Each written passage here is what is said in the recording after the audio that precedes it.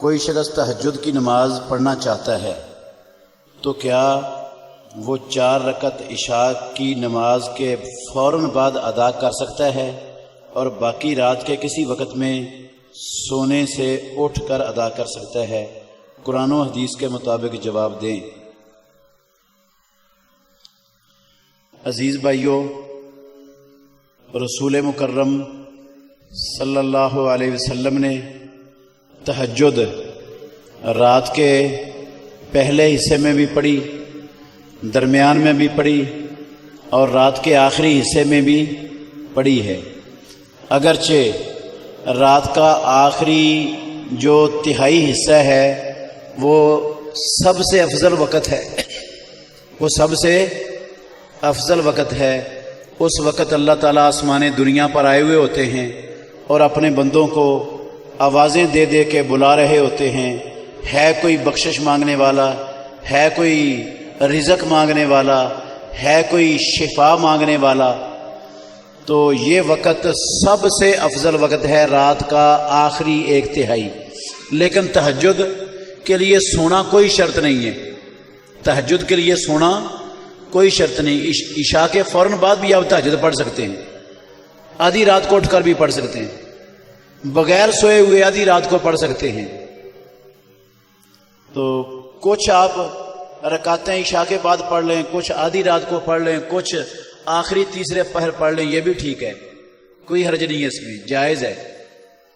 رسول اللہ صلی اللہ علیہ وسلم نے ساری رات، سونے کی کوئی شرط نہیں ہے کتاب و سنت میں تہجد کے لیے، ساری رات اول میں، درمیان میں، آخر میں تہجد کی نماز ادا کی ہے۔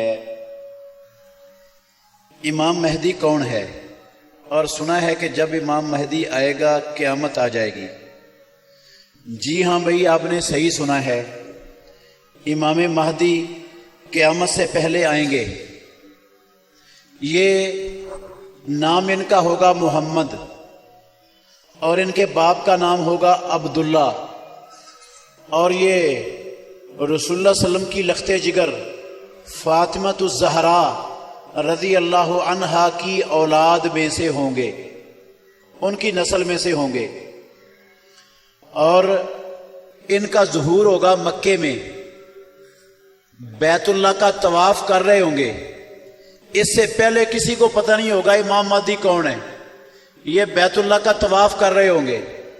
رسول اللہ صلی اللہ علیہ وسلم کی احادیث کے اندر بتائی ہوئی نشانیوں کی بنا پر بعض لوگ ایٹومیٹک وہاں پر ان کو پہچان کر ان کے ہاتھ میں بیعت کرنے کی کوشش کریں گے اور یہ بیعت لینے سے انکار کر دیں گے، لیکن لوگ زبردستی ان کی بیعت کر لیں گے۔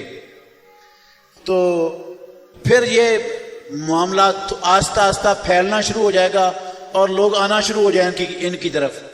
اس وقت کا جو مسلمانوں کا خلیفہ ہوگا وہ سمجھے گا کہ بیت اللہ میں میرے خلاف بغاوت اٹھ رہی ہے، وہ بغاوت کو کچلنے کے لیے ایک بہت بڑا فوجی دستہ اور لشکر بھیجے گا مکے پر چڑھائی کرنے کے لیے، جہاں لوگ امام مہدی کے ہاتھ پر بیعت کر رہے ہوں گے۔ وہ مکے سے تھوڑی دور پہلے بیدا نامی جگہ پر زمین کے اندر پورے کا پورا لشکر ہی دنسا دیا جائے گا، ایک بندہ صرف بچے گا جو پیچھے جا کر خبر دے گا۔ تو یہ نشانی ہوگی کہ واقعتاً یہ حقیقی امام مہدی ہی ہیں۔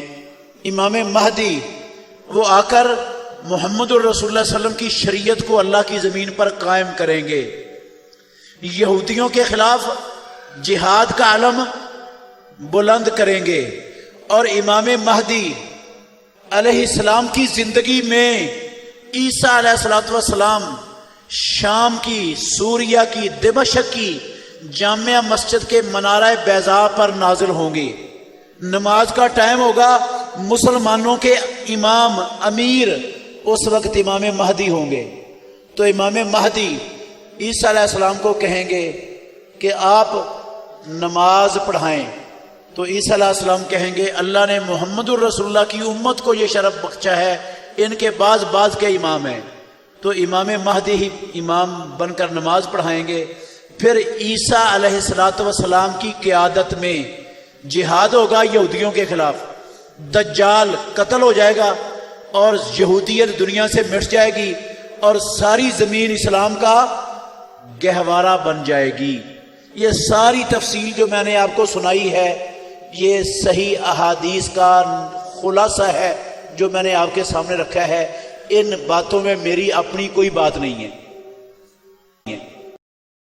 سبحانک اللہم ربنا و بحمدک اشہد ان لا الہ الا انت استغفرک و اتوب الیک۔